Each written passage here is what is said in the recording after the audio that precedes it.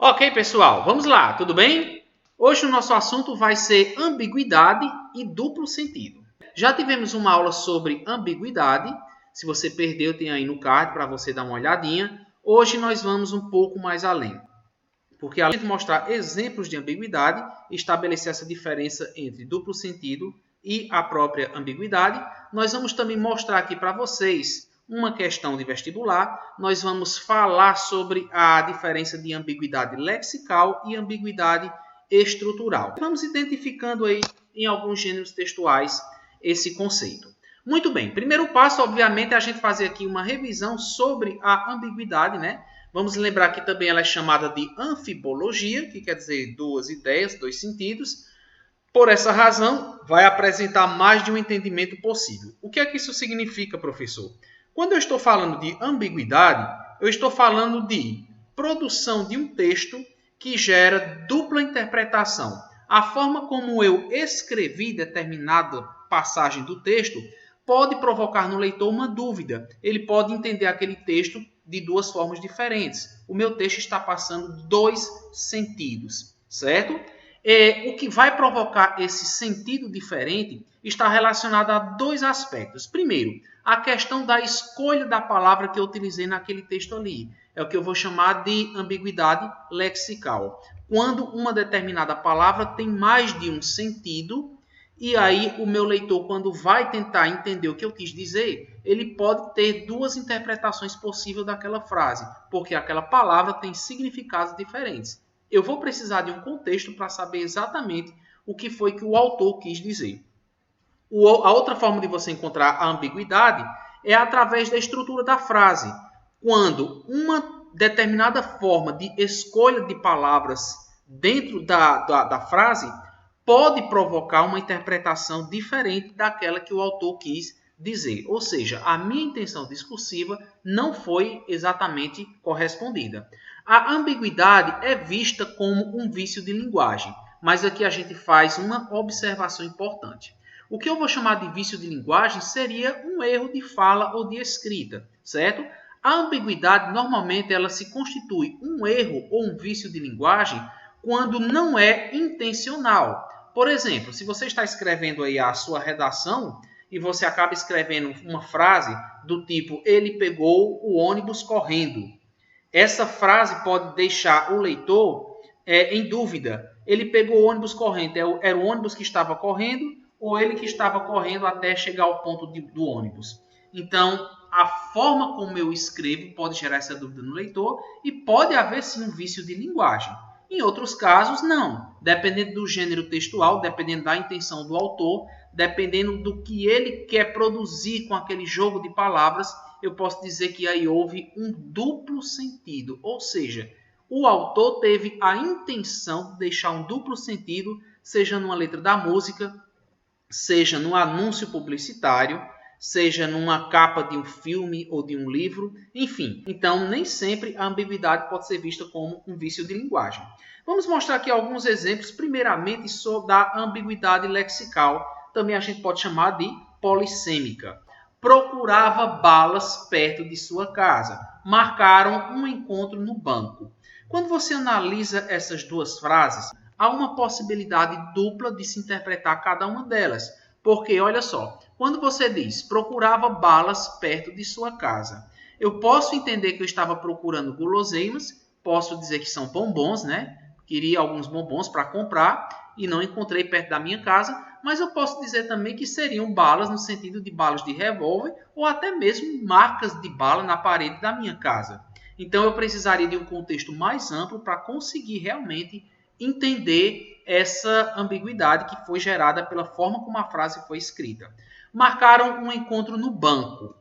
Muito bem, esse banco onde essas pessoas iriam se encontrar era um banco, instituição financeira, ou era aquele banco de praça que as pessoas costumam marcar encontro para conversar, para namorar? Então vocês observam que o que provocou a ambiguidade nessas duas frases foi a presença de palavras que têm mais de um sentido. É o que nós vamos chamar de palavras polissêmicas, palavras que podem ter significados diferentes. E eu precisaria de um contexto mais amplo para impedir que aqui houvesse uma ambiguidade. Se a minha intenção foi provocar uma ambiguidade mesmo, né? O que aparentemente não é o caso aqui, pelo que nós estamos vendo. Eu vou entender que foi realmente um erro. Eu precisaria trocar a palavra ou utilizar um significado mais específico para resolver esse problema, certo? Nós temos aqui agora um anúncio publicitário. Vocês observam um detalhe. Eu estou mudando o gênero textual. Eu sei que um anúncio publicitário tem a intenção de chamar a atenção do consumidor para que ele veja, para que ele adquira o meu produto. O que está sendo anunciado aqui é o produto da marca Garoto, que nós sabemos que são chocolates. Quando vocês veem no Dia dos Namorados, não fique sem seu garoto. O que é que vocês vão perceber? Essa frase é criativa, essa frase tem um duplo sentido.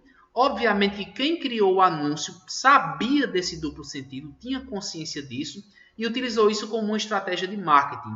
Até porque não fique sem seu garoto, o garoto pode ser considerado, e é na verdade, a própria marca, a própria empresa, né? A própria marca do chocolate, mas também garoto pode ser relacionado ao namorado. Então vocês vejam a relação aí do chocolate para o Dia dos Namorados, né? E ao mesmo tempo para adquirir o produto desta empresa aí. Então vocês vejam que houve aí uma ambiguidade lexical, porque a palavra garoto dá esse duplo sentido. Uma linguagem muito bem criativa, né, que chamou realmente a atenção do consumidor. Agora a gente vai aqui para um trechozinho do programa Chaves, em que dois personagens estão conversando, o Seu Madruga e o Chaves, e o Seu Madruga vira-se para o Chaves e diz o seguinte: se quiser chegar a ser alguém na vida, devore os livros. Essa foi a frase que o Seu Madruga passou para o Chaves, e essa aqui foi a forma como o Chaves entendeu aquilo. Ao dizer devore os livros, o menino da vila pegou o seu livro e começou a devorar. Por quê? Porque houve nessa frase aqui uma ambiguidade, ou seja, a frase do Seu Madruga passou dois sentidos, né? O primeiro de devorar os livros, que seria no sentido de você adquirir conhecimento a partir da leitura desses livros, certo?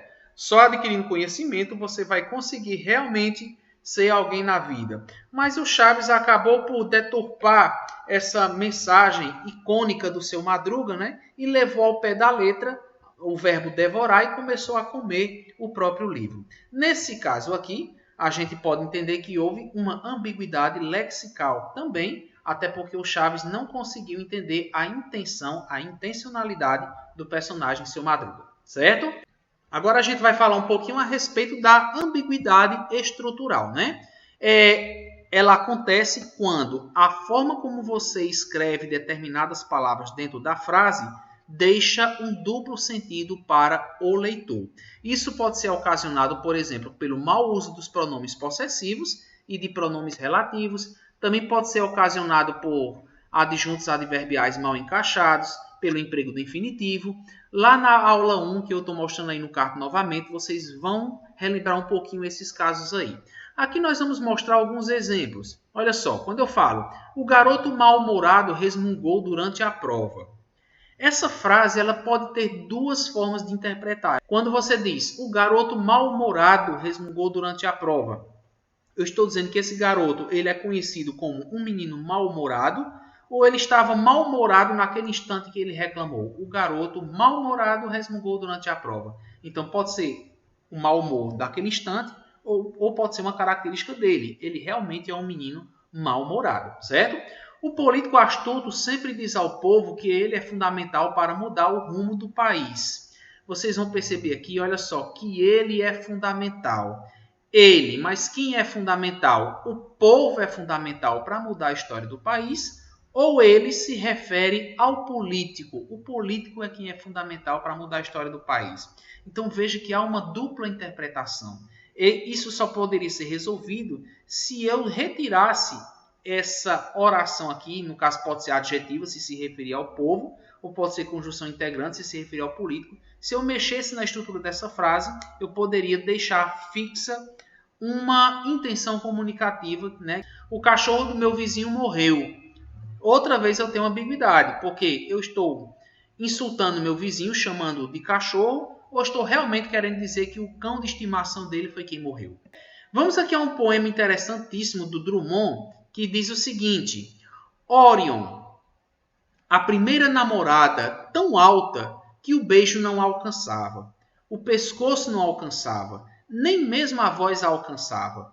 Eram quilômetros de silêncio, luzia na janela do sobrado. Obviamente que, por se tratar de um poema, eu sei que há nesse gênero textual uma liberdade para o uso das palavras, para uma criatividade com o emprego dessas palavras aqui. Então, o duplo sentido que eu vou encontrar não foi proposital, certo? Eu posso dizer que é um duplo sentido muito bem marcado pelo significado de determinadas palavras.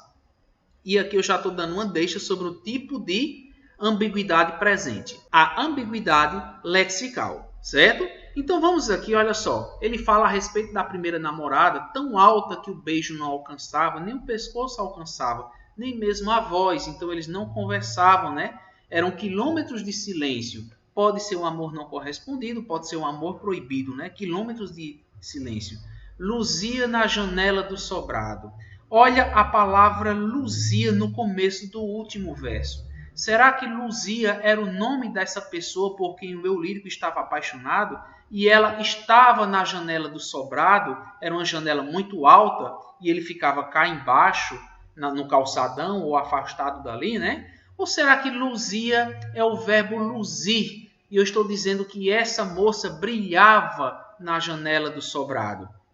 E essa distância do eu lírico para essa pessoa era uma distância tão intensa quanto a distância de nós, moradores do planeta Terra, para a constelação de Órion, né? Ele se sentia assim tão distante dela como nós nos sentimos distante de uma constelação que luz, né? Que brilha, certo?